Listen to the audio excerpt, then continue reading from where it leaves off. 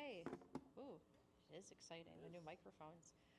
So I'm going to call the meeting to order. It is 5 p.m. exactly. And I need a motion to approve the agenda for the board workshop meeting tonight. So moved. Brian? Second. Lisa? All in favor? Aye. 7-0.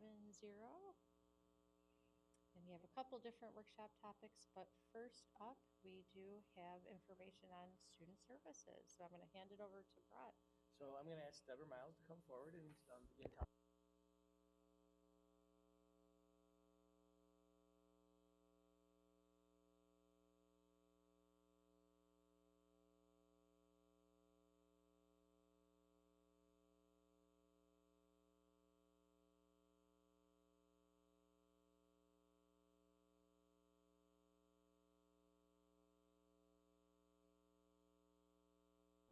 On the SEL data and some of the work that's happening in student services. And I'm going to run and get my glasses while you begin.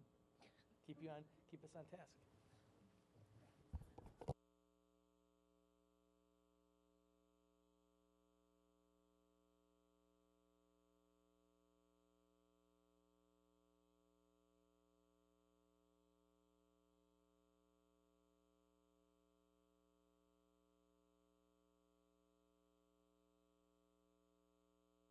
Deb, I think you need to press the button. Is it green? Yeah, okay, sorry. That's okay. When we first purchased Panorama, I think it was like early spring last year, we had work to do before we could just start off with the cell screeners, right? So you really develop your own screeners per district.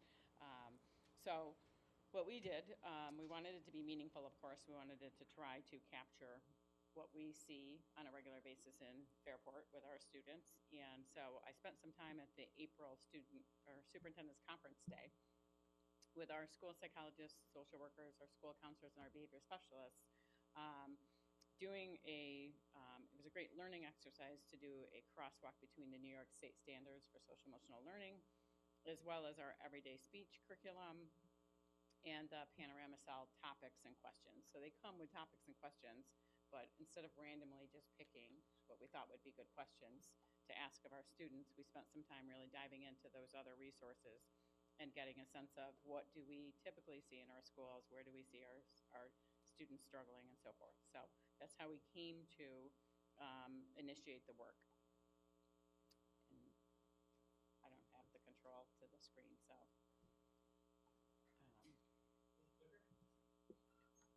So summer of 2024, we then worked with Panorama to develop the 3 through 5 questions as well as the 6 through 12 survey questions. And you'll see, I passed them around so that you could actually see what the questions look like, because there's a lot of, concern when you start talking about social emotional learning and screeners and surveys, and everybody thinks you're kind of surveying the mental health of your students and so forth, and diving in deep to things that are kind of outside the educational purview. So this shows you exactly what the students are asked. They're all of the same questions for 3 through 5 as they are for 6 through 12. They just use a little bit different developmental language in them. So there's just some subtle changes in terms of the vocabulary used. And then we did go to the extent of having them all translated in 14 different languages based on what our students and families are speaking.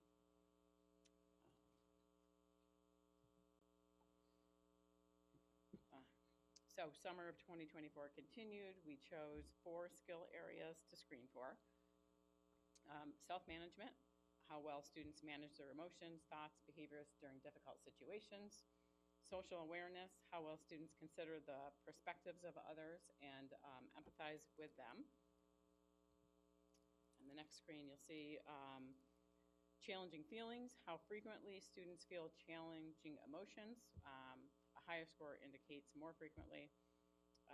And then emotional regulation, how well students regulate their emotions. We've done a lot of teaching in Fairport on this, so we were certainly hopeful that our students would score quite well. So then we implemented, and actually prior to September, we did do a quick pilot first round of questions just to see if we felt like they captured what we were looking for. So we did a pilot for grades 5, 7, and 9, so one grade level per level, elementary, middle, and high school, just to get a sense of whether or not we liked the questions. And so after that, we tweaked we had one open-ended question at the end of the survey that allowed kids to just kind of write whatever they needed to write. That was a bit challenging to kind of then pull that data, of course, and then follow up with students and get a sense of what they needed for support. So we removed that question. We tweaked it a little bit, and it helped by tweaking it to basically just asking the students this time around, is there, do you want to have, to talk with a teacher, counselor, or someone in the school about school or anything else? So we asked them that open-ended question, and so then they just answer yes or no. That gives us a list of kids that we can then check in with just to see if there's anything in particular that they need. So that proved a little bit more beneficial for us.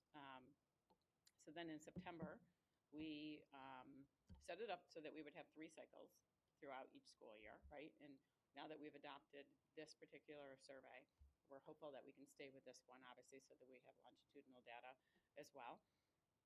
So we are screening our kids fall, winter, and spring. It doesn't take long at all. It takes them about 10 minutes, obviously even less for the older kids. We immediately get the survey results, which is quite nice because it's all done electronically and done in Panorama. The results come right back to us.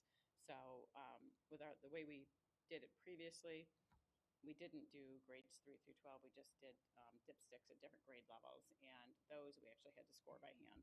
So it took longer to actually get the information and do anything with it.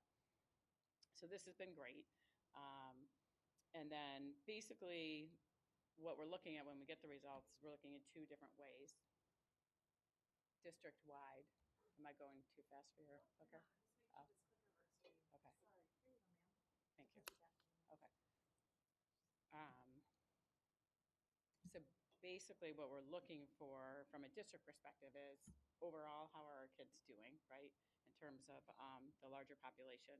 And if there are areas of concern, then what do we want to do? How do we want to support them as a whole in terms of like tier 1 instruction and so forth in the area of social emotional learning?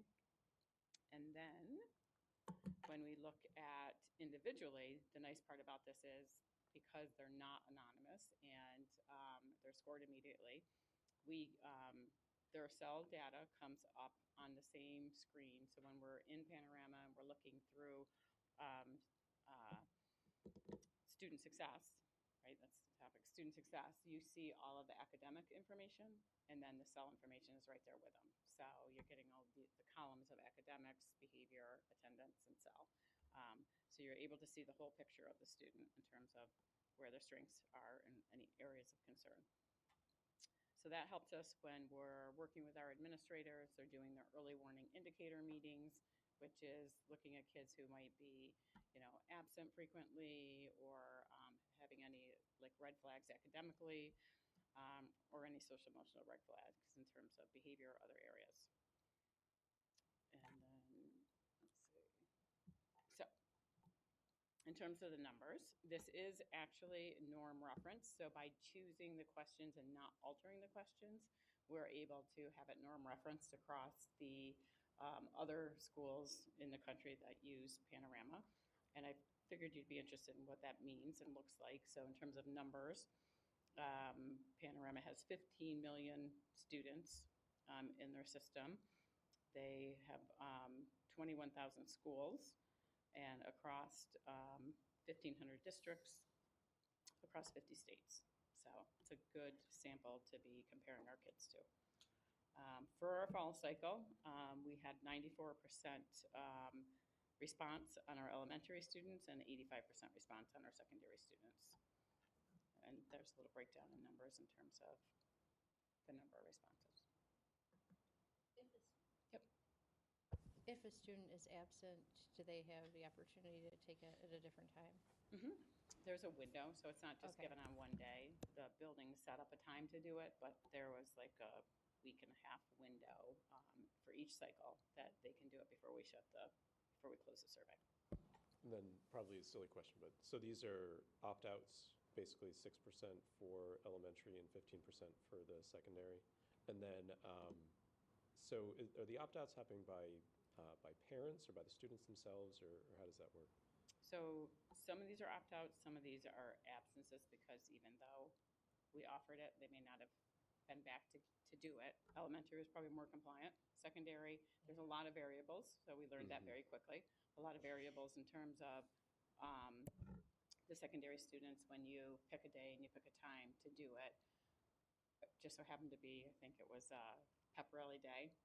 Landed on Pep Rally Day.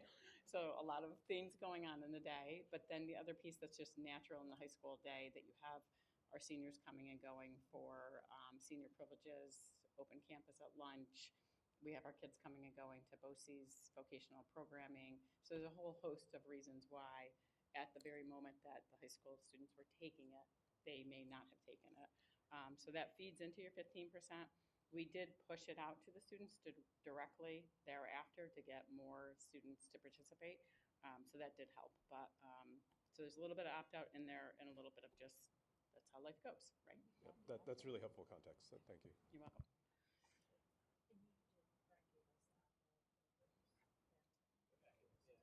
Right, and we followed the opt-out process. Tanya was nicely involved and helpful with our opt-out process, but we've always allowed for our social emotional learning for the parents to see the screen ahead of time, but also to opt out if they felt like they didn't want their students to participate.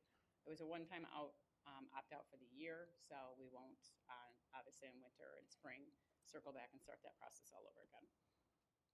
If a parent participated the first time and then chooses not to participate the second time, they can certainly opt out their student thereafter. But I think we got a pretty good return on it, so we're happy with that. And then this is pretty much what it looks like. So when we go into Panorama and we get to see what the results look like, I just wanted to capture a couple of screens to show you that the green dots are good, right? We want green. Green means success. And our percentages, it just means that 77% of our students chose a favorable response for self-management. So that means they chose the top two most favorable responses. So you'll see that, interestingly, between the 3 through 5 and the 6 through 12, our lowest score was in the same area. So we can make predictions about that, and we'll dive into that in the future as a group and so forth. But the numbers over on the right, you can really kind of ignore.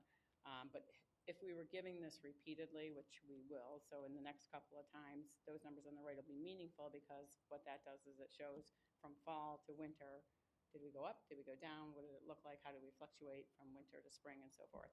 This is really basing that off of the very small sample that we did last spring, so it doesn't hold a lot of context to that. And then just one more look in terms of what does it look like for our 3 through 5. This is just the bell graph in terms of where our district falls for self-management in comparison to the national ranking or whatever across all the schools that Panorama's using. And is that, So, go ahead. so since we get to pick our own questions, it's kind of just like an overall summary of self-management skills. Well, you have them in front of you. No, I mean comparing against national.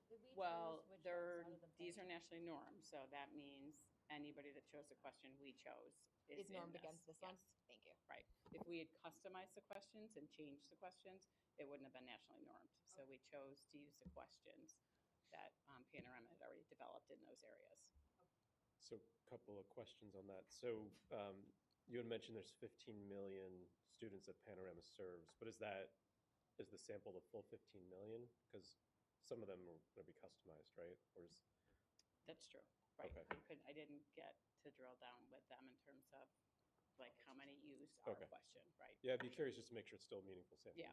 It's Assuming it still, is, still yeah. very many. Most people don't customize Gotcha. because they want the national norming. So that's good to know. And then when we're comparing, at about the same time period, in other words, are we looking at students responding around the same time that our students responded, or are we looking at something a little more historical? Around the same time, because Okay. they highly recommend 3 times a year. Gotcha. You're screening 3 times a year, so. Okay, interesting. Thanks. So Deb, when this is administered and you guys get the results immediately, is there any mechanism that would like flag something that you should look at immediately? Or is it all something you have to sort of manually go through? How does that work in our So- offices? Because it's the type of screen that it is, remember this is tier 1, right? Mhm. Tier 1 instruction, tier 1 screen, universal across all kids. There's nothing in this screen that would trigger anything critical that we would have to respond to for the safety of a student, right? And I'm not sure if that's what you're Yeah, or alluding just, to, you know, or- maybe if their individual scores went down a lot in a particular area since the last time they took it, that would Yeah, so- indicate maybe that right. they're kind of in a crisis. So that is going to show up because when we go into student success, then we get a list of kids through, and we're doing this at the same time that we're doing the academic screening windows. So everybody's in there anyway, right, looking at the results for all the different screens that we're using. So it is going to show up in the student success window where it's given the academic screens as well as the social emotional screen. And so you'll see, even academically, are they going up and down with their grades, their test scores, whatever they're doing, and also with the social emotional screen, are they going up and down? So it'll flag that way, and the colors will change. So individual students, while us as a district look green, there are certainly individual students that are getting orange and red scores, right? Those are the scores we're looking at individually, and then if we need to go to tier 2 strategies with those particular students, we do. Sure. So say a particular student like Sally Smith, her scores have gone down a lot. Would her administrator have to open her individual student dashboard to see that that happened, or would the administrator be able to open a list that said, here are students who have had significant changes? We can definitely search. We can definitely pull low scores.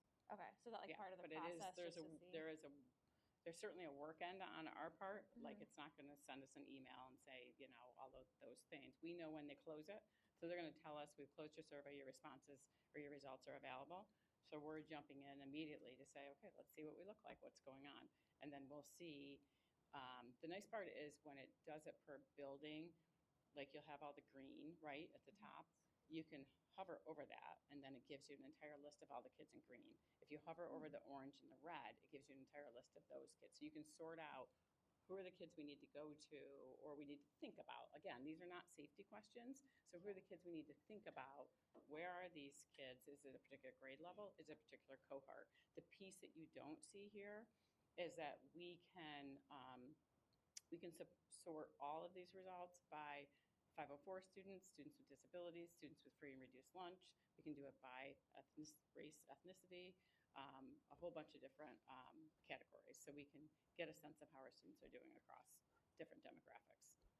To piggyback off of your question, I was just wondering if you have any like data about how many of the students actually answered number 25, which is I need to speak to an administrator or a counselor or somebody. And then what is the process if somebody does answer that question? Like what happens after that happens? Yep. So when they answered that question, and they did, because even though we changed the wording of it, hold on a second. Even though we changed the wording of it, we still made it probably a little bit too enticing for the elementary student, right? Because it's like, do you want to talk to your teacher or somebody, right? Who doesn't want to talk to your teacher when you're in elementary, right? So their numbers were a bit higher than secondary, but we were also able to pull a listing of all those kids, and then it's in an Excel spreadsheet, so then you can just sort by building, sort by yeses, sort by grade, and then I sent them off to the buildings, and then the admin teams and the mental health departments sorted out the kids, and they went and saw every one of them, touched base with every one of them to see what it is that they were interested in talking about. So. And I know, I was gonna say, I know there's next steps at the end too, so. But did you wanna talk about the 6 through 12? Yeah, well, 6 to 12 is up here, so you'll just see it's not entirely different. Sorry, hold on, getting between too many different things. So not entirely different, similar in numbers, a little higher in a couple of categories, but you'll see social awareness was the lowest category for both age groups. And then if you go back to the definition of social awareness, that's all about the perspective taking of others and the empathizing with others. Mhm. I was trying to figure out what questions would fall into that bucket. And I know I have the answer to your question. I'm just trying to find it really quickly.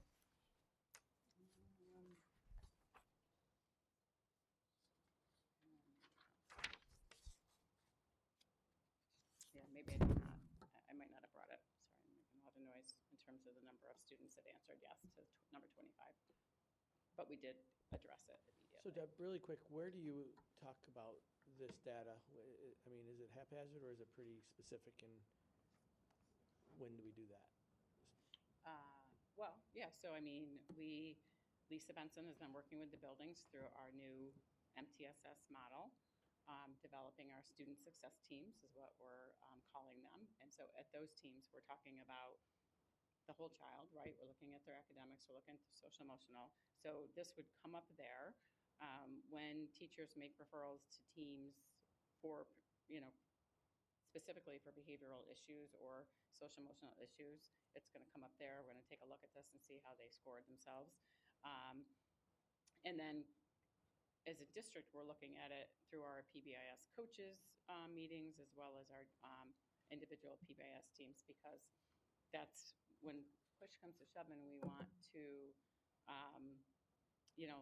address those lower scores for the entire district, then we need to look at what is the tier 1 instruction that we're doing. So that's going to come out in our everyday speech, social emotional learning curriculum. It's going to come out in our PBIS work in terms of the lessons and our matrices across the district that we're using. Can I ask, what would it look like then? So this seems like we have a good handle on tier 1 and providing those supports.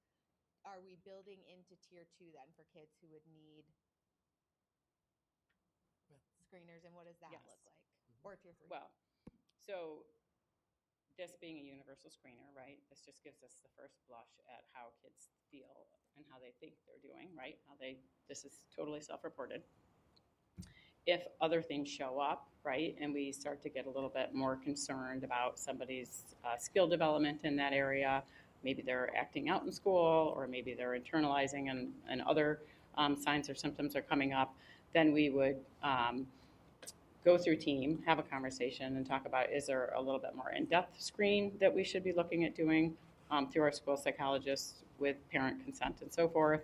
And then in addition to that, Panorama offers a whole host of strategies for tier 2 as well, in terms of like if we wanted to work directly with a student or a small group of students that might be experiencing the same concern or the same skill deficit in a particular area, then we can run groups and do interventions with those students at the tier 2 level.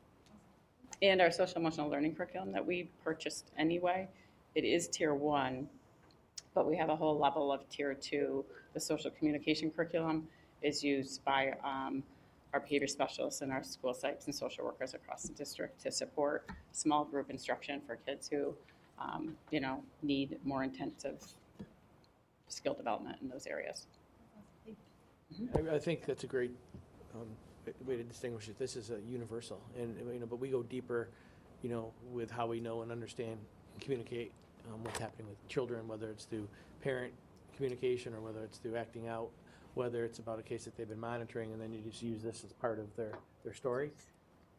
Right. Yeah. Really no different than the academic piece, right? If they, don't score quite as well on that first screen that we give them, and whatever the area might be, ELA or math or whatever, then we're diving deeper to find out, okay, let's do a different screen to see what exactly is going on, and where is the weakness that we need to support.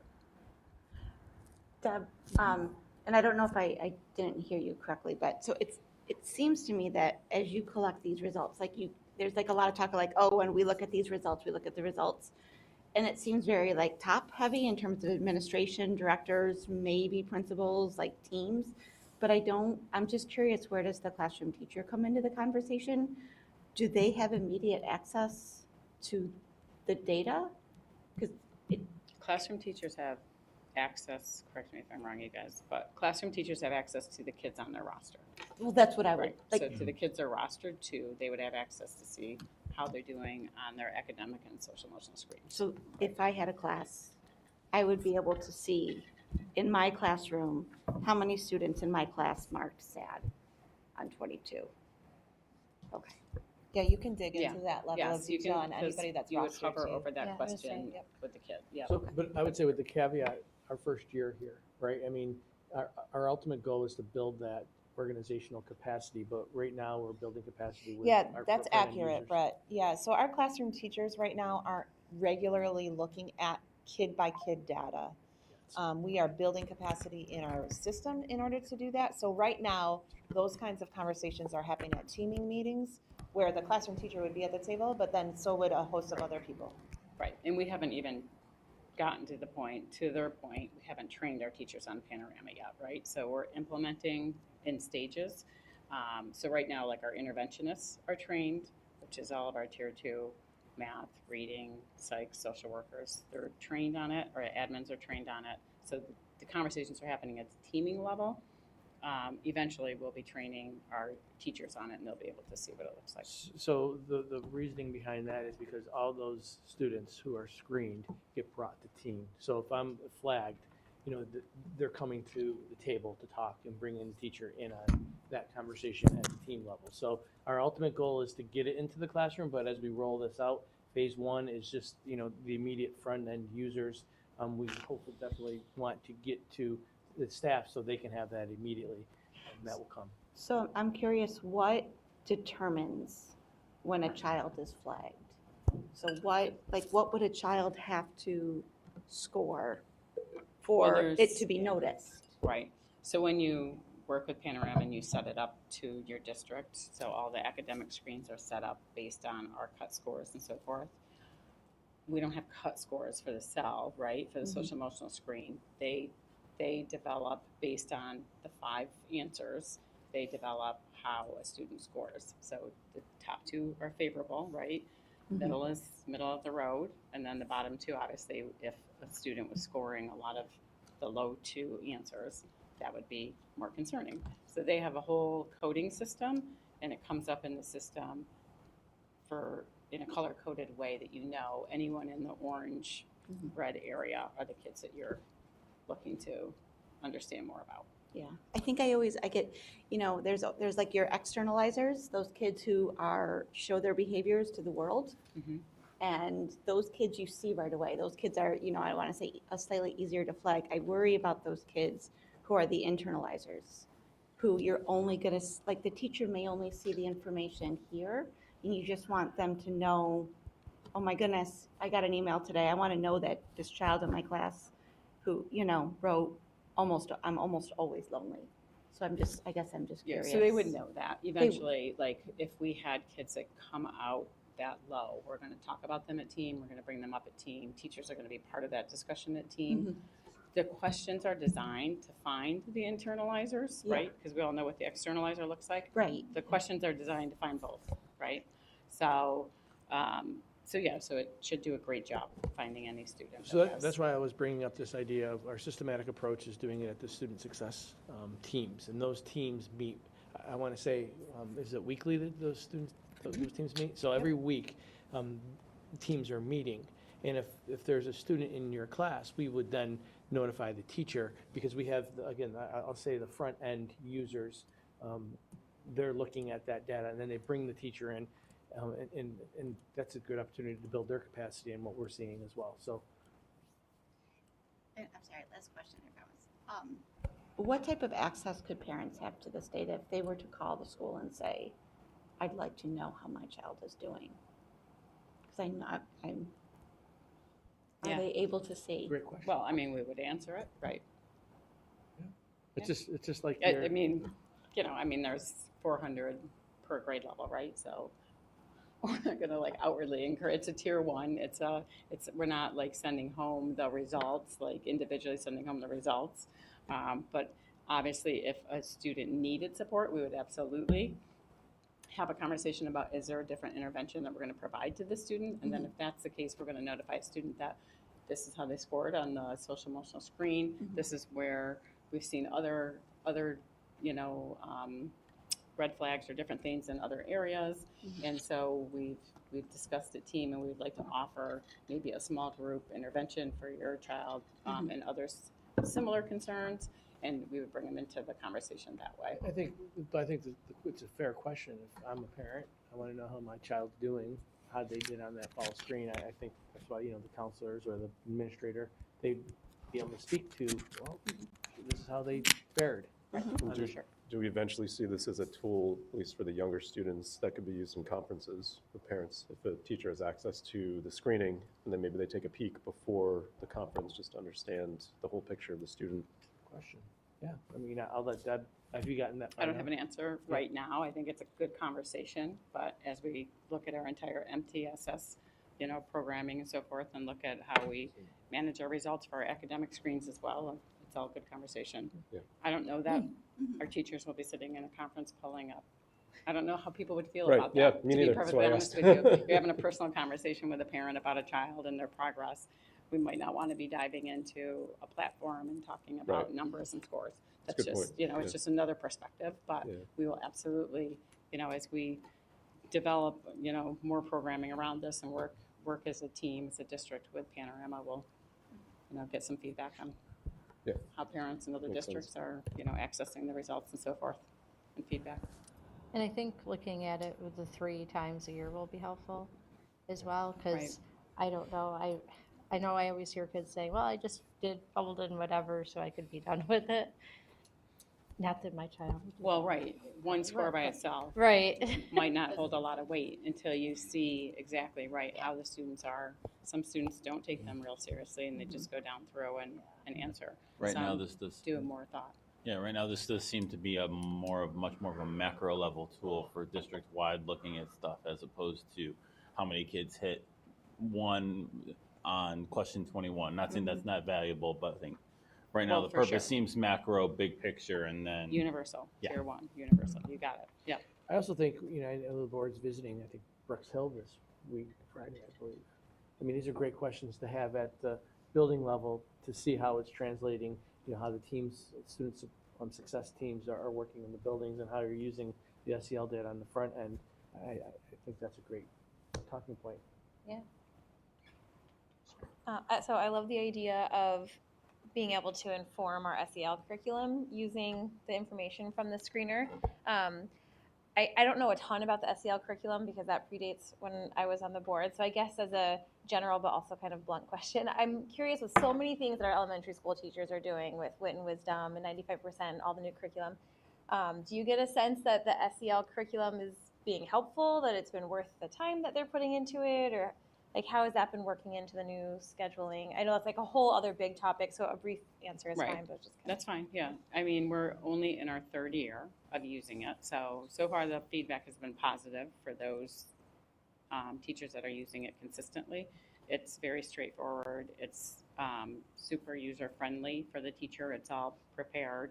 They just have to pull it up on the web and use it in the class. We actually were super intentional this year in carving out a very specific time in their master schedule as to when it would happen, because the first couple of years we left it sort of up to the teacher to determine when's the best time in your day and week to do the cell lessons, and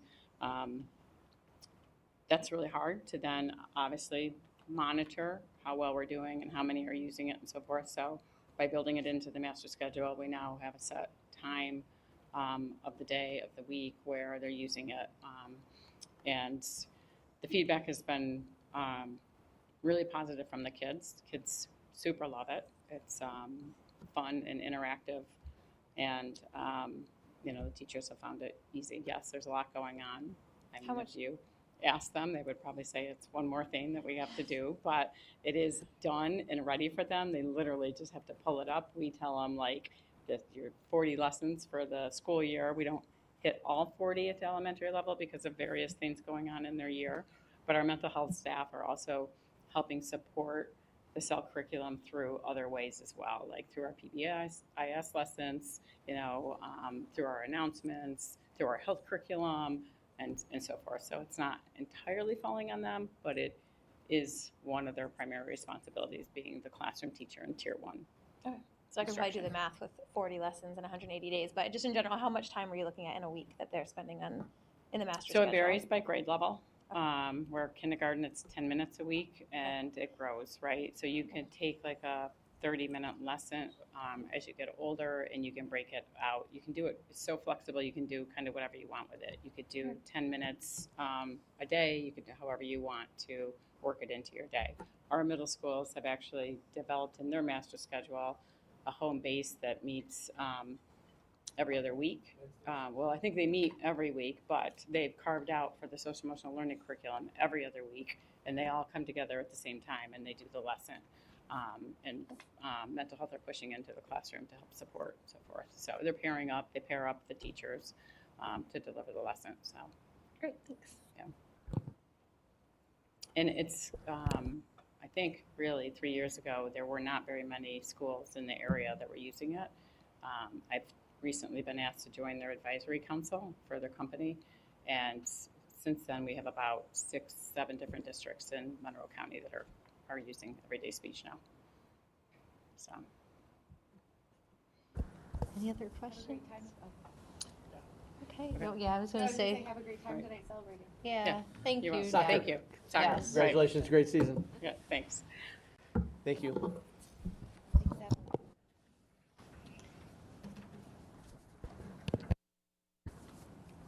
Okay. So next up, we are going to learn about the Spark Lab and hear from our one tech coach. And I know you have to leave at some point too, right? Yeah, I just have to go down to Spanish National by 6:30. Oh, perfect. Okay, we got time. Okay, perfect. Yes. I couldn't remember if it was 6 or 6:30.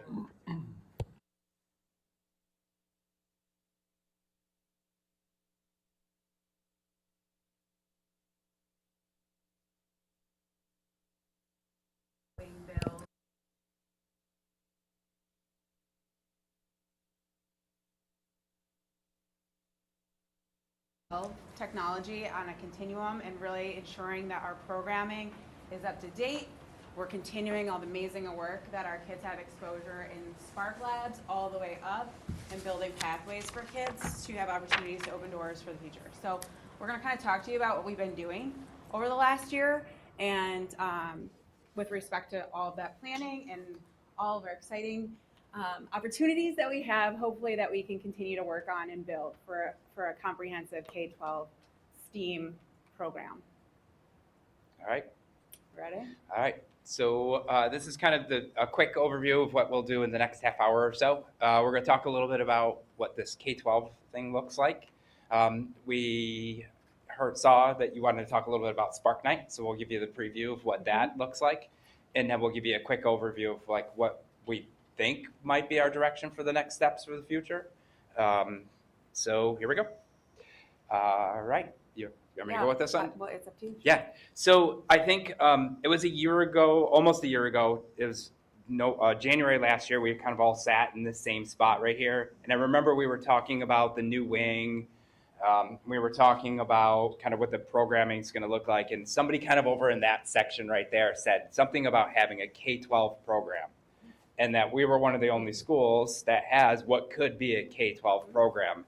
And since that moment, like my mind has been like singularly focused on this idea of like, we have the potential to have a K-12 program to do so much great stuff for kids. And it's really, this is a slide that we showed you that night and how we would think that things can develop.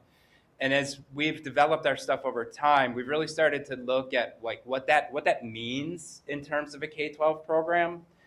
And for us, I think it means that like at K-8, we're really trying to open doors for kids so that they know what's possible for them. Show kids that coding is a potential opportunity, that engineering is an opportunity, manufacturing is an opportunity. All those opportunities are out there for them, and that we're really opening doors for them through middle school. And then when our kids get to Minerva and soon all here, then our job is really to help cultivate those interests so that they can chase that path that they're looking for. So we've really gone through this idea of like this discover, develop, and deepen across our entire program as we've developed everything pretty much since that moment of having that idea of K-12. This is really how we've approached pretty much everything that we've done. Yes. Okay. Here's a kind of a concrete example of what we mean by that. So these are the New York State Computer Science Standards. Brad, if you want to click on that there, you can see this. This is just a picture of a working document. So if you have the slides, well, maybe not because it's in PDF format. All right, skip it. In the slide deck, it brings you to the document. So what we did this summer with Spark specifically is we looked at all the K-12 New York State Computer Science Standards, and we broke those out into the different strands of those standards. And we started to look at not only what is the standard, we looked at what skills are addressed, but then we started to look at how we're meeting those standards so that we can start to make sure that we're aligning those standards, not just with what we're doing in the Spark Lab, which was on what you wanted to hear about tonight, but we think it's important that it goes beyond that. So as we progress through that, you'll see in the picture, it only shows the 7-8, but it goes 9-12 as well with those standards. And we went all the way across all of that. So, we're envisioning computer science from kindergarten all the way through our graduation. The same goes with our robotics. We're taking a look at how we've done robotics. It seems kind of crazy to think like our kindergartners are doing robotics. But if you've seen the labs, the B-bots on the top left are beginning robotics for our students. And in there, our kids are learning coding, they're learning directionality, they're learning that they can interact with the environment with the bot. Yep, cause and effect. They're doing some tasks that might be related to literacy or might be related to numbers, or there's communication. So much, yep. right. And as you progress along each way, it gets a little bit deeper so that by the time we get through our 3rd, 4th, and 5th graders, that now we're moving down the path towards complexity. As you see the second image in the middle, they're tiny. The pictures are tiny, but those are VEX Robotics Kit. And we just were given a grant from Corning over here in Fairport to purchase these VEX Robotics Kit. So what this progression is for us is that the top row and even into the Sphero on the bottom left are how you code a robot in physical space, and it's just 3-dimensional. Kids understand how things operate in a 3-dimensional space. What happens then with the 2 robotics kit on the right-hand side is now that they're building, now they have to build to answer some sort of a task or a problem. So all of the 2 on the bottom right are modular. So they have to engineer a robot to solve a problem, and then they have to code the thing to do the task. So we see how all of that stuff progresses. So as we talk about like the idea of K-12, that stuff's not possible without understanding that a robot can move in space. So we're taking a look at it that way as well. Do you want to do the computer-aided design stuff? So we're doing this not only just in the isolation of robotics, but we're looking at it every single lens that kids are getting exposed to K-5 in Spark, and then we're trying to kind of vertically look at where it heads and what kind of opportunities are for kids with all other areas. So in this case, we have been looking at computer-aided design and how did that translate from kindergarten all the way up to the high school with SolidWorks and then the production design and build side of things. So it's really kind of like our focus is singular in that we want to make sure that we are like continuing to foster that love and excitement as they're in K-5, building in program 6-8, which was Travis was integral in this last summer as creating 2 units kind of that Martha Brown and JP were doing that we're kind of building that next piece to where we're headed with the robotics kits and the microbits. So those pieces where we're really trying to like see, okay, what are we missing? And we're making sure that we're creating those opportunities for kids so that they can see, all right, well, when I look at a course guide, when I'm getting ready to think about going into 9th grade, oh my gosh, they have a whole pathway for me that's in this, or I can try these classes because I have some background knowledge and experience with coding or robotics or design, build, computer-aided design. So that's kind of just the biggest piece that we've been working on with curriculum writing for both of those two content areas this past summer happened for high school, middle school, Spark for both areas. So Travis, Yeah. I remember we talked, I think, a little bit about the two, so there's 2 units that both Martha Brown and JP are doing? They have multiple units within there. So But I mean that you helped them? yeah, Okay. there's a microbits unit, and then there's computer-aided design stuff that they aligned. Okay. And have they started any of that? Microbits starts soon. They might have already. I think one of the units has already gone. I haven't checked in with. No, I was just curious because I know we talked about it last year, Yeah. so it's exciting. It is exciting stuff. I think the middle school tech team is really behind it. They're doing some really cool things. I saw some cool coding stuff that was going on at JP as well. So there's definitely excitement behind it, and the kids are all in, which is equally as exciting. So that's a little bit of the work that we've done as we've envisioned this K-12 business. And yes, that the kindergartners are doing beginning computer-aided design. Actually, those are our first graders, I'm sorry. That is a picture of our stuff, one of the kids on the left. So that's a Spark Lab lesson that we wrote this summer. The app is called Sketches School. And really our vision for computer-aided design when kids are that little is that you can draw on a device. It's that simple. We're not trying to get kids to really do something too, we want it to be developmentally appropriate. And they're just fun. drawing, right? Yeah. So for this particular lesson, they are redesigning the Spark Lab. So they've drawn in furniture. They've used some of the shape tools in there to resize and reorient shapes just to redesign that. And then what that leads us into next is what we're going to be starting in the next couple of weeks with our 3rd through 5th graders, and that's Tinkercad.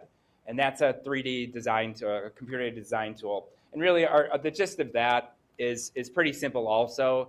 It's orienting in space. It's understanding to build on a plane. It's how to navigate a 3-dimensional space as they build. And we're going to do something fun. I think they're probably going to build snowmen or something along those lines. Pretty simple. But it's the idea that we can do those things, which gets kids excited, which then leads to that whatever that next step is, right? We're back to the picture of opening doors.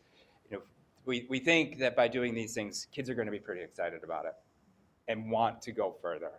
We think that that's going to help with our enrollment as we go. But that's for another portion of the I conversation. have a quick question. Those Yeah, programs that they're using, Yeah. like the Tinkercad and Yeah. that sort of thing, do they have access to that, like from their launch zone at home? So they go to Spark Lab and they get super excited about CAD. Can they go home and So do Tinkercad, more? yes. Okay. Tinkercad is accessible on whatever device. The Sketches School is only iPad.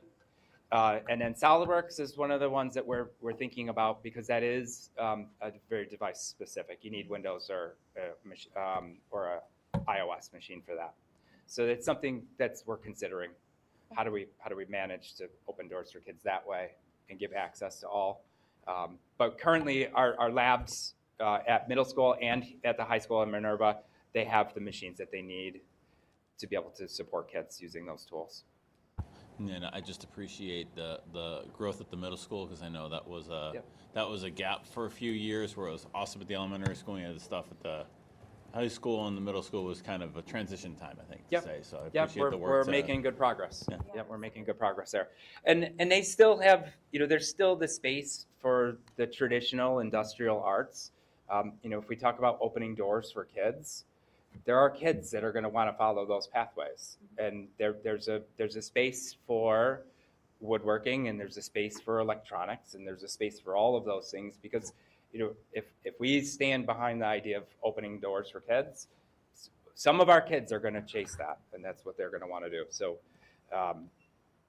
that we're wiggling all of that in, right? We see 6, 7, 8 as maybe a big advertisement for come take these courses in this shiny new space that's going to be starting in the next couple of weeks or months. So, I'll speak to this. So the biggest piece too for us is we wanted to make sure that we are in line with all that's to come that we believe in technology and industry and what's going on with the post-secondary in colleges.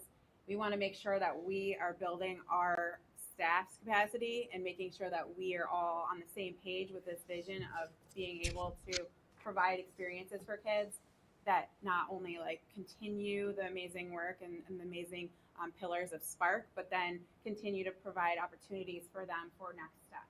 And so throughout the last year, we've really focused in on our own professional learning as a team, K-12 for a tech team. And so Travis has been hugely helpful in helping us to be able to do the sites, organizing some site visits, some partnerships with local businesses, colleges. We've done on Superintendent's Conference Day since last year and this year a lot of visits.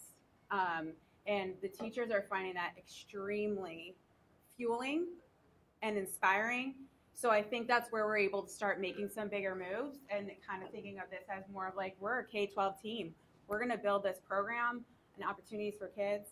And we wanted to hear from firsthand from industry, colleges, career, trades, what's going on and how do we make sure that we're best preparing our kids for those opportunities. So we also did a learning experience where we went to Oswego and we learned a lot there as a team with what's going on as far as tech education, which there's not a lot out there from state ed about tech ed. So we really felt like that was a great opportunity for us and came back very rejuvenated about what our next steps are as a team.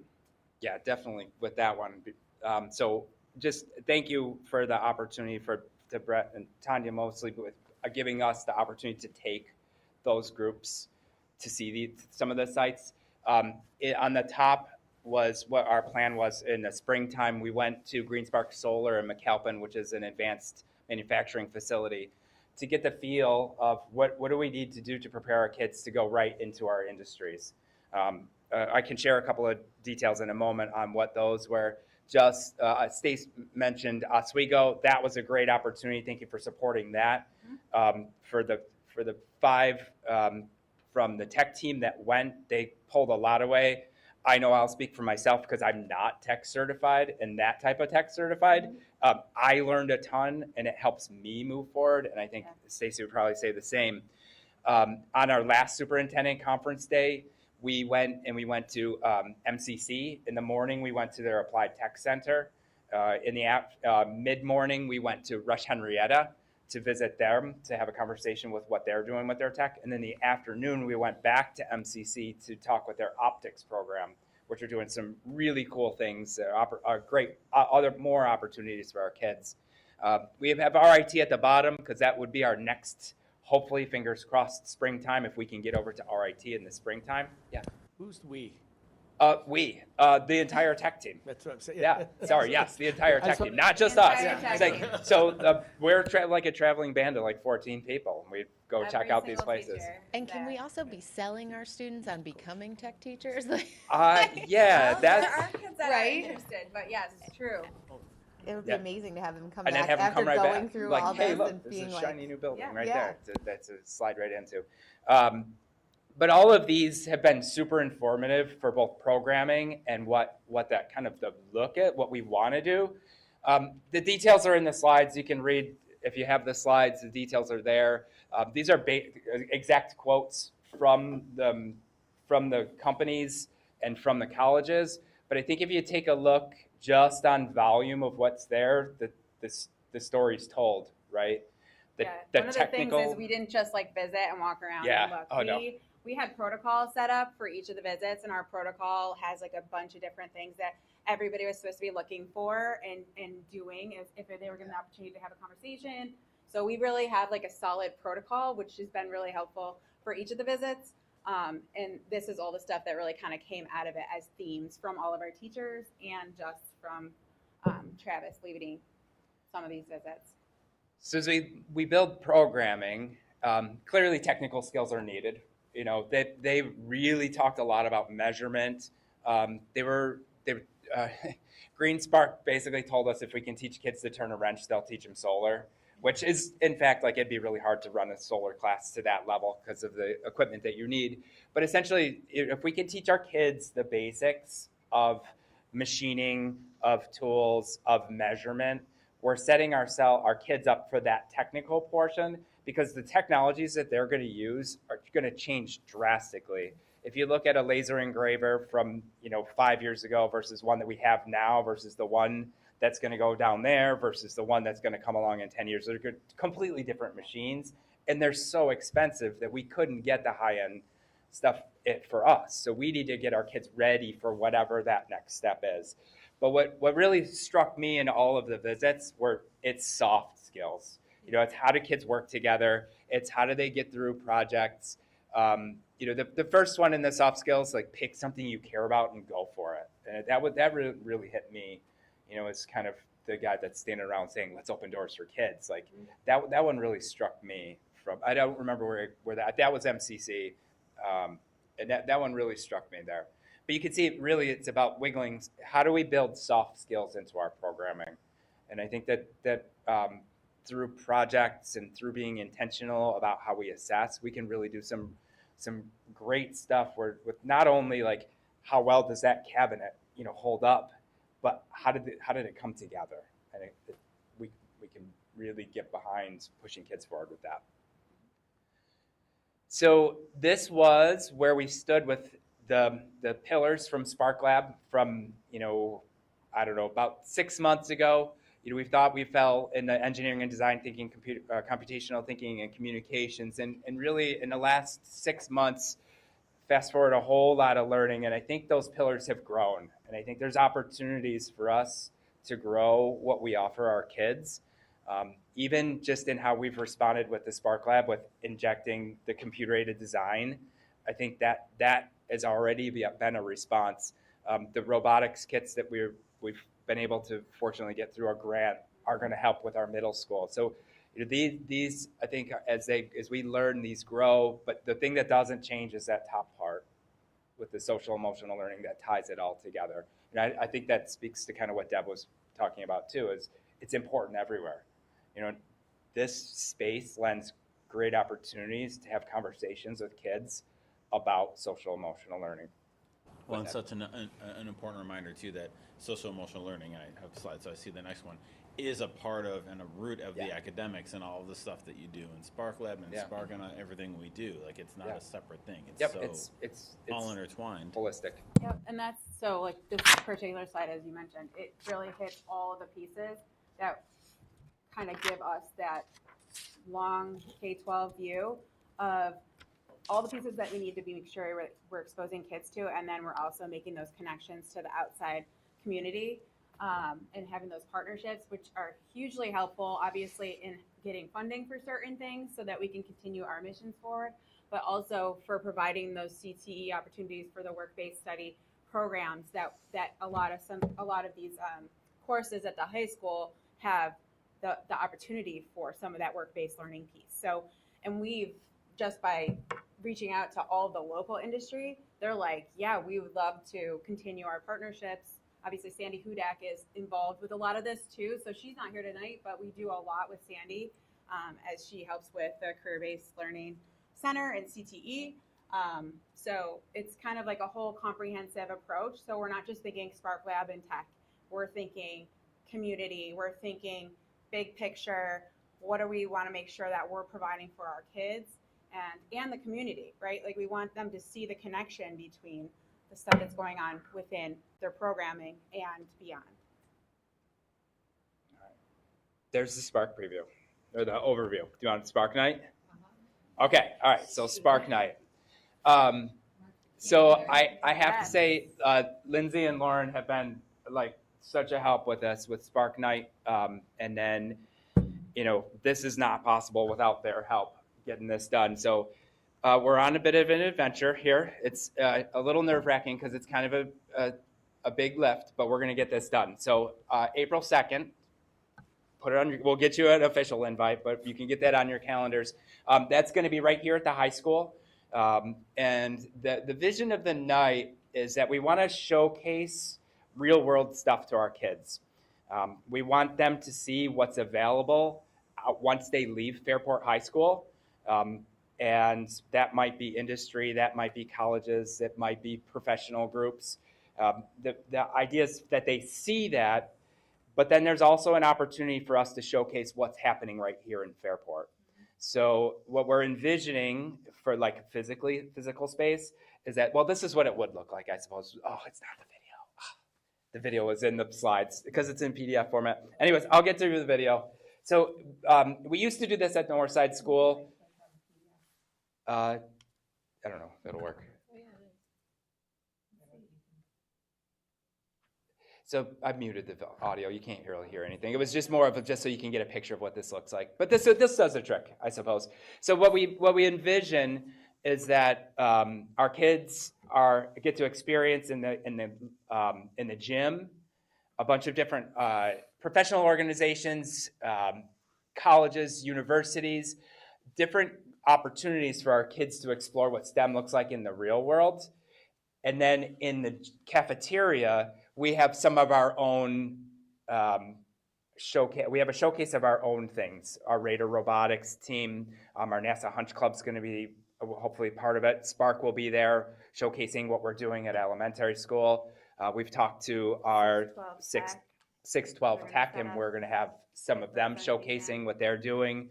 And then potentially our first Lego crew that could do a demonstration of what we're doing. So what that really does for us is a couple of things. I'll go back to our goals. Is that obviously first and foremost, it's about kids and showing them what the opportunities are. It's also a nice little plug to showcase to our families what we're doing to address that and to help get our kids into that space where they're doing cool things like they would be, the big tech things that they'll see in the gym, that is. And then, Lindsay's helping out a ton with this stuff. It doesn't hurt for the community to see what we're doing and to kind of get behind what we're doing and support. A month before the vote, but well, budget. It's funny that Also, this would be a great event to invite our state legislatures and our local legislators to get them to see what's happening here. Oh, it's already done. Just so I you know, got you. we did bring it to the Sustainability Committee too, and they're looking at their organizations like Color Your Schools Green, Color Airport Green, and all these other partnerships that we have through the Sustainability Committee to bring them in so that they have booths on display for that. So it's going to be a comprehensive, hopefully, night for our community. So it's exciting. We have our first presenter, right? Who is it? Impact Earth. Impact Earth is coming. They're going to come and do that. Using for composting. So, I don't know what your scope is, but I'm sure Odyssey of the Mind, that's like right in there. Thank you. We'll get that down. Yeah. I should have had that. And I don't know if that's That's a like, fail. That's a me an fail, organization. not a, what's No, I that? mean, it's a community organization, Yes, so of course. depending on what your scope is, but.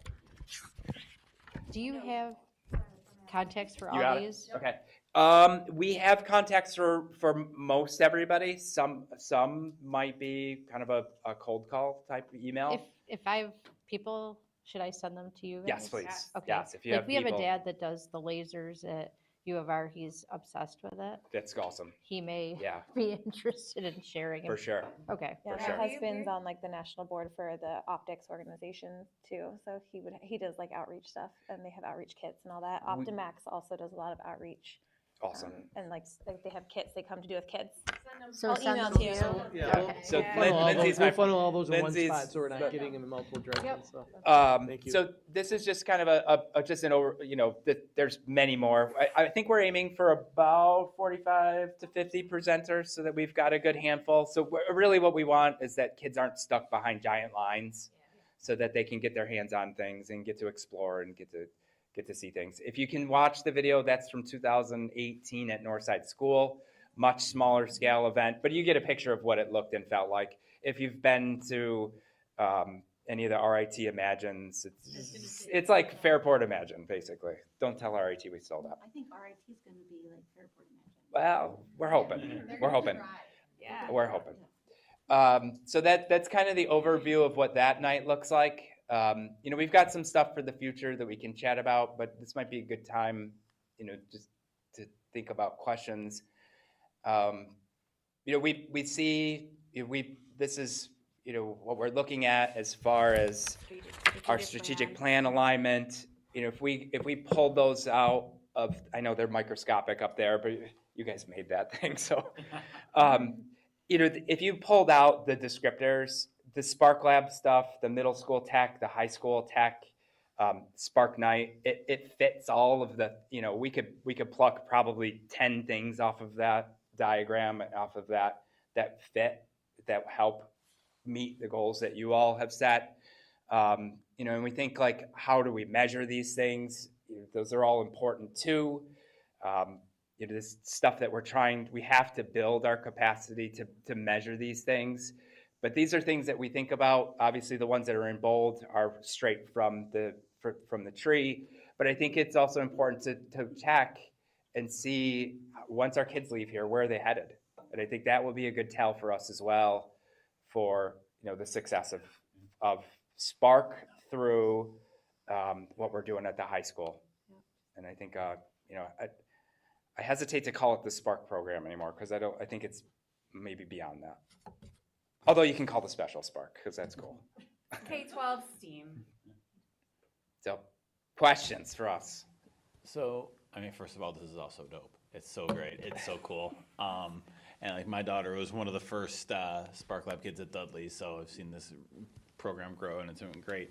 I guess one of my overall wonders on this is, how can this also be connected to the humanities? So yes, it's science, yes, it's tech, yes, it's all that, but how does it relate to art, English, history, storytelling, that kind of thing as well? I think there's room for growth in that, for sure. I also, the approach that we've taken with storytelling specifically in the labs is that we have taken the heavier of our storytelling tools. So let's use Canva as an example. Canva is a tool that you could use for any storytelling, video. You know what Canva is. So what we would do is we launch that tool with each of the kids. So every third grader this year is learning how to build a poster in Canva. Every fourth grader this year is learning how to design slides in Canva across the district. Every fifth grader is learning how to produce video in Canva. So what that does is it builds the students' capacity, so that in class time, our teachers don't have to spend time showing kids how to import a video. So that's something that we built into the Spark Lab space. Some of the other things, go ahead. I can just speak to like the district side of it, like the spread between Jackie and I working very closely together. And also, I think what would say, to support that work, we've looked at our instructional technology as a whole, and really kind of been intentional about what instructional technology we endorse and we continue to provide professional learning to our staff with, so that we're best utilizing each of those pieces. For example, some of those are apps, but instructional tech as a whole, where we have opportunities, we are encouraging them to embed that instructional technology in all areas. So, that would help too. At the same time, we talk about, just for me, having my hands in both with art and tech and science. A lot of that, I see those themes, and we're trying to build that as we're rolling out new next-gen standards for science, that three-dimensional learning. We're seeing a lot of those themes, those soft skills, those communication pieces coming through in our science programming. But as far as humanities, we've aligned a lot of our units in K-5 so that the STEM and humanities line up when possible to maximize instruction and really kind of make connections, kind of having that cross-curricular connection piece. And then Spark has done the same. So he's embedded some units that line up where we can be really kind of helping kids to see that connected pieces between arts, humanities, STEM. It definitely doesn't sit in isolation. And No. we talked about, or we had a presentation earlier on the SEL curriculum. That is embedding exactly what you were speaking to, because it gets to those soft skills. And I know that you were just talking about the natural things that we're doing with Tier 1 instruction and critical thinking and student engagement. Those are focus areas that we continually build upon. So when you get to these Spark labs, it's just a natural Tier 1 high quality instructional move. Well, and this is totally off topic, but the naming convention, I think you stick with Spark. I would stick with Spark K-12, just because kids have come up using Spark in from kindergarten now, and now as it goes through, like it's that connection that the kids can make through it all. Yeah. One spark, always spark. A question Spark from always a third grader and a first grader in the White household. How do we get Spark once a week? Ah. They would love that to happen. Whenever it's Spark week, it's like. Let's talk master schedule. We would be prepared to take that one on. Yeah. If asked, we would be prepared to take that Can on. I just ask about the grant? Because I know I'm constantly asking Brett about grant writing. Sure. So can you tell us a little bit about it? Yeah, I had done some coordination to get our Spark team and the tech team over to Corning for the spring superintendent conference day for just a visit. That didn't all come into play because some project stuff that they had going on over there. The woman that I had connected with over there to organize that visit called me midsummer and said, "Hey, we've got this thing. Do you want to go for it?" That's great. So I chased it. Another, I didn't. another I mean, I asked. partnership, We too. Well, yeah. I mean, I asked, but I kind of was like, Yeah. Yeah. Let's go. You can. There are definitely a lot of local businesses out that partner. So Bosch That has was my given next us question. grant money every year that we've asked, and there's such a great partnership. We just applied for another one to get more robotics kits. Oh, So Okay. it's just, wherever we can do that and we have those partnerships, it easily offsets our costs, but it also provides more opportunities for getting kids hands on it, where we would have probably in our budget maybe order 10, where we can get a whole set because they are willing to provide that. It provides the jump start for us to get going, and then we can then budget in the replacement cycle. So like, one of the things that we're considering is 3D printers. We had hoped to find some money for that in a grant, so that we could get like that big first boost to get our 3D printers into the middle schools and the high school, and then we can now, continually fill or replace when that time comes. So that really is helpful for us, because the tech stuff lasts for only so long before it's either obsolete or it inevitably it breaks. So that's We're part of still our using that consideration. video from 2018 though. I am not using that video from 2000, only for you guys. Don't release that to the public. It's more a comment than a question, but what comes to mind as you're talking about the content production and all of the application is as we're looking ahead to maybe changes in how the Regents works and diplomas and doing projects, like the kids are going to already have that foundation when that comes into play because they're already thinking about how does this go into projects? How do I actually present what I'm learning? So it's really neat that we're kind of, you're laying that groundwork already. Yeah, I've been attending a lot of those Blue Ribbon Committee meetings and kind of keeping up with some of the potential changes that could be happening, and really just thinking holistically about opportunities for kids. It's really what that's all about, right? Providing kids the opportunities, and the more that we can give kids opportunities before they make a decision for their life, which at 16, 17, 18 years old, that's very hard to do. If we have opportunities that we are providing them along the way, say to develop and wonder if that's a passion for them, I think that's our job as educators, right? So we feel really excited about our continued work. We're excited that our team is really all in and invested. We had a new hire, and so he brings some great experience from his previous districts, and so we're feeling very excited and about the opportunities that are to come.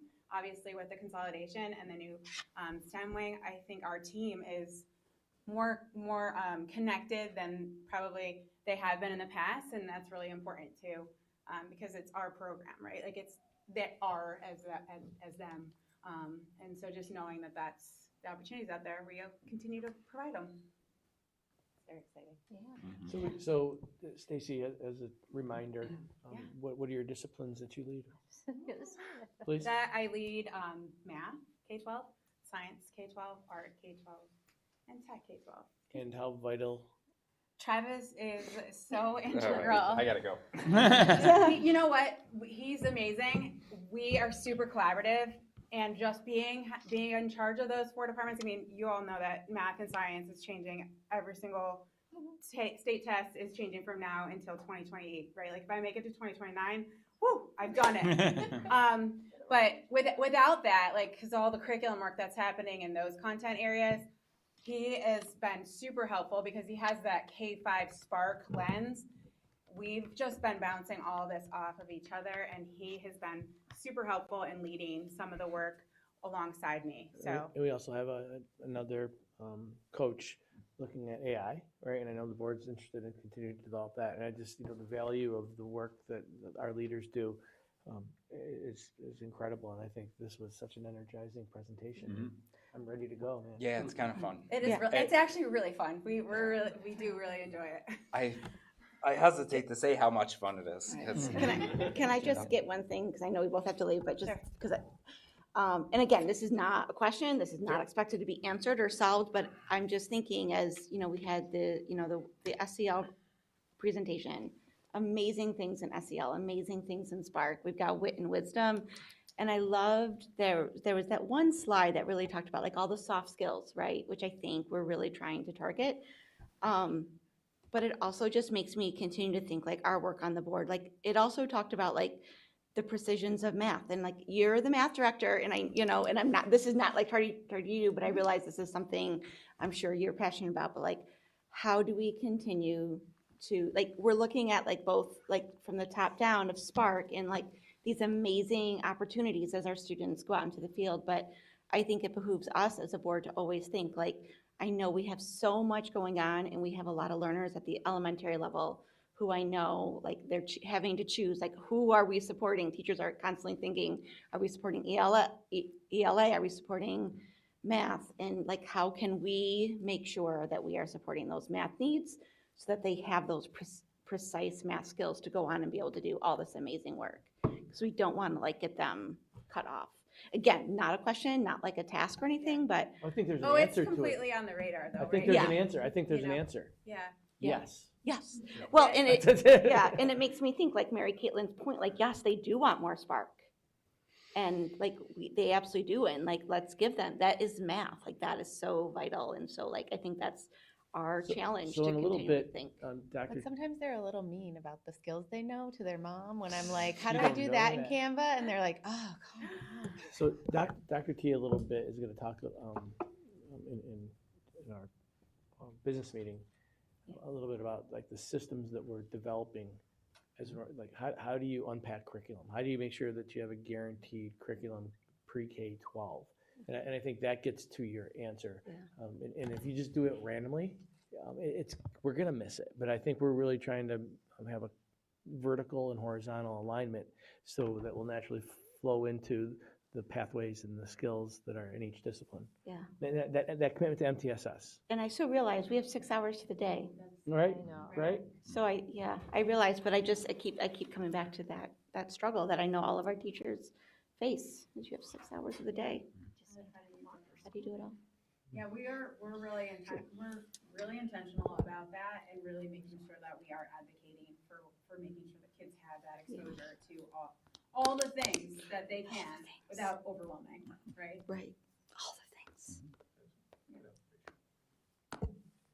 All right, thank you All right, guys. Thank you. Seems like I need to get people Spark Web stickers too. So I'm on it. Oh. Anybody that doesn't have one yet, I'm on it. Oh, I do have I one. see- I do see some. Yes, so you're right. So I'm not yet. That's cool. I'll get them. thank you, Travis. Appreciate it. Good work. We sort of abruptly ended the SEL piece because we're trying to get Mrs. Miles to her banquet, which is great.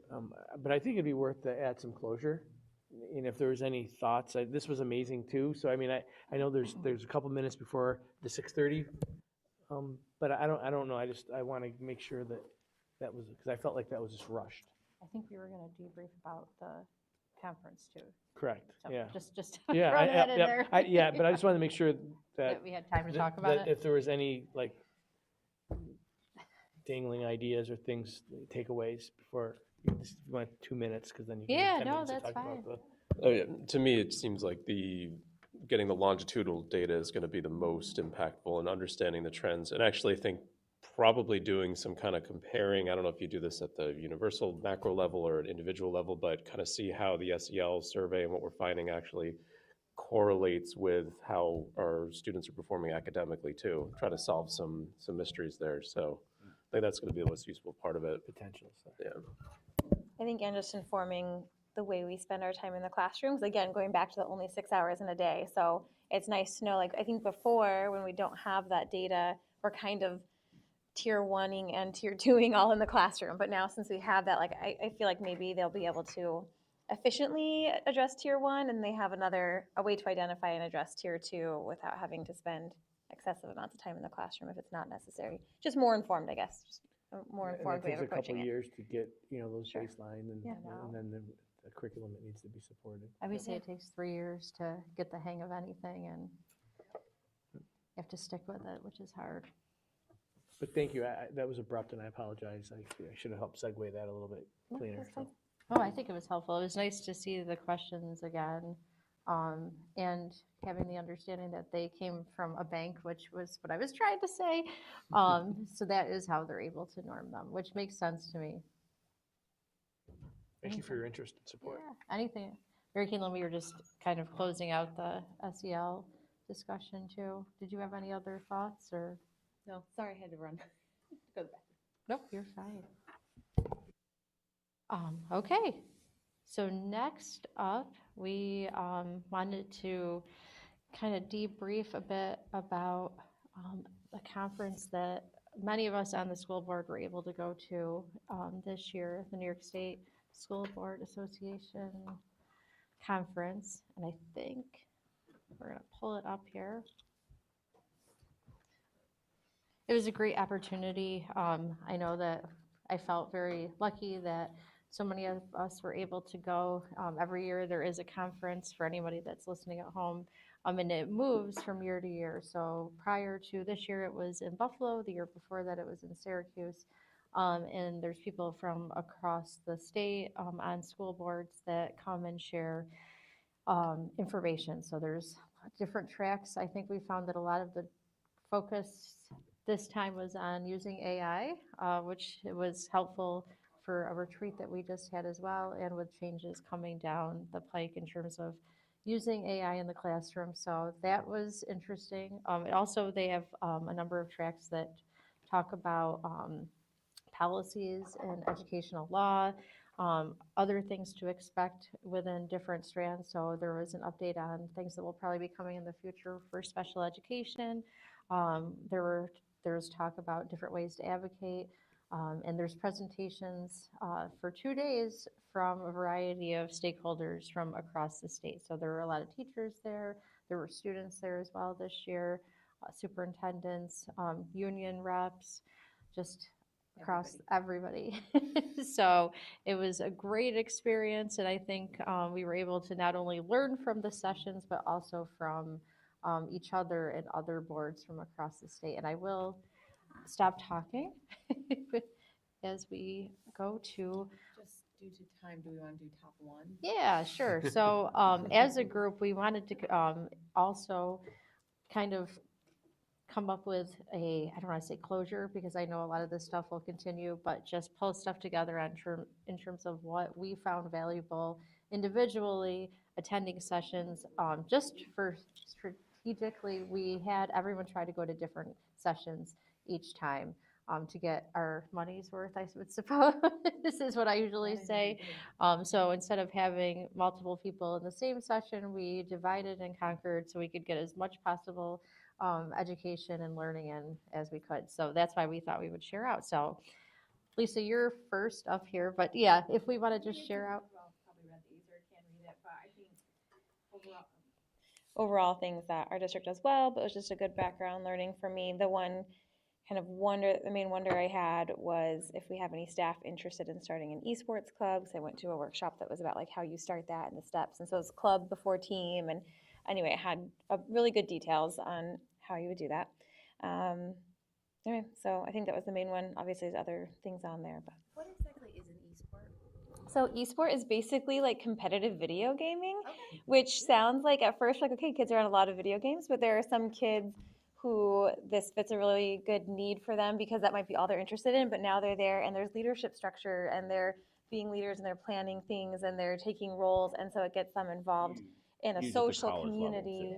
Massive. Oh yeah. So Yeah, they did most say, colleges have them, right? yeah. I actually toured the facility in Buffalo, University of Buffalo, as part of a college tour with my son. But they have this really big area. You can get scholarships for it. That being said, most of the most popular games with the most scholarship money are first-person shooter games, and most of us in the room were like, "That's not going to happen." But they are non-first-person shooter games. skills in other games, Yes. and then when they graduate, And learn decide. about the systems and the programs and like how and the different, like there are all these different roles, like there's announcer roles and like just all these different things you can do. So it's another avenue for maybe people who aren't into the athletic aspect, but that would provide a community. And you can start, so they talked in this workshop, and I have the notes from about like what's the low cost way to start, what's the higher cost way to start.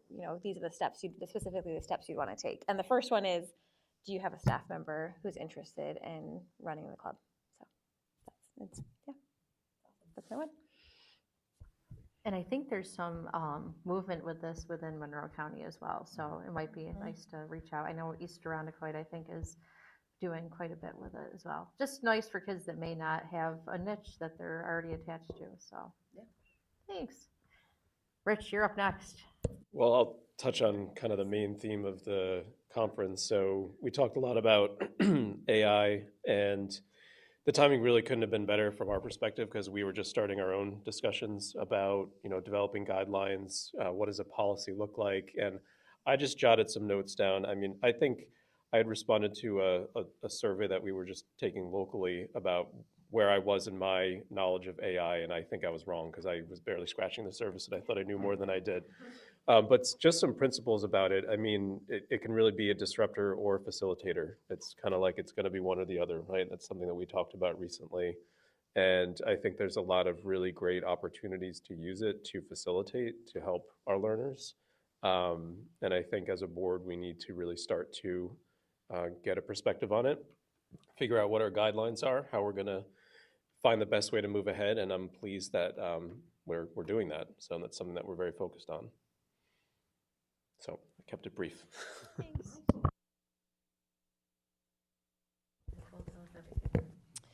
No. But I will talk a little bit about the first two super quick. Mental health was also another high priority discussion at this year's conference. I went to, I think, 2 to 3 different sessions on mental health because it's sort of a passion topic of mine. And I accidentally went to one that was not so much a learning session as opposed to a sales pitch, which, like, I try not to go to those. I try to go to the other ones. But this one was actually interesting because they were talking about offering more online counseling, which I think opens doors to access to counseling, especially for people who may have parents who work and can't get them to a counseling session after school, or having in-school sessions but with outside people, counselors, and setting up Zoom rooms in the school somewhere, in the nurse's office or something. So if you have a counseling session during your study hall, you can go to the Zoom room and connect with your counselor who may not be in the school but an outside provider. So it brought up some questions that I thought actually were pretty valid, and looking at what we offer and what we can't offer, and how we can provide more. The other really, really quick was number 2, which was I went to this one session that talked about the Individual Arts Assessment Pathways program, which is being piloted in a school in 170 schools across the state, but the one that was presenting it was from Long Island. And what I loved about this pathway is that it identifies kids who are interested in a specific art program, whether it was music or dance or theater. And they sort of self-identify in 9th grade, and then they enter the program in 10th, 11th, and 12th.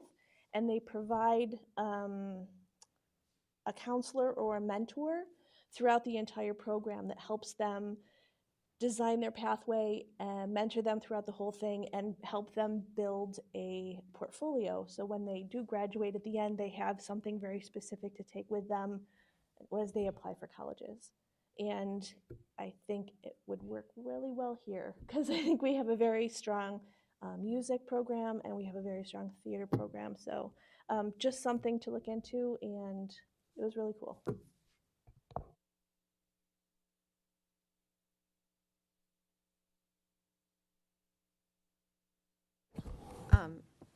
Just real quick for mine, I have to always say after our conferences, just the joy, trust, and respect I feel towards us as a board and being able to move our work forward in such a cohesive partnership and collaboration.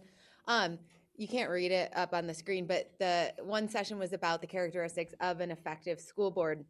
And I think a lot of the work we're doing, particularly in our MTSS, is supporting us in being more effective in our work on the school board and making sure, the questions we're asking and the work we're doing is aligned with that bigger picture of our work. And then, yeah.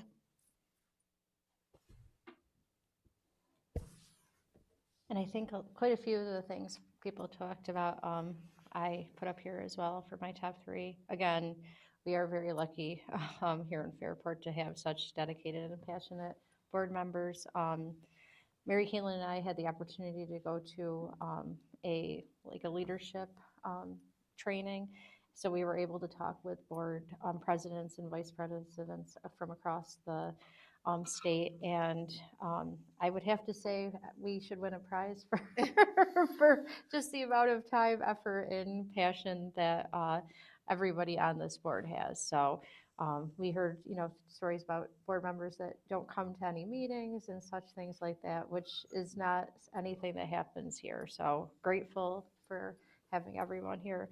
I went to a session where they talked about Title IX, and they went through the history in terms of what the impact has been on the lives of women and girls since it was put in place. So just, that was a little eye-opening for me. I mean, I played sports, my daughter played sports, but, my mom didn't even have many opportunities when she was in high school. So seeing that timeline was very interesting. So, and then I know that Nicole talked a little bit about mental health and just, the priority.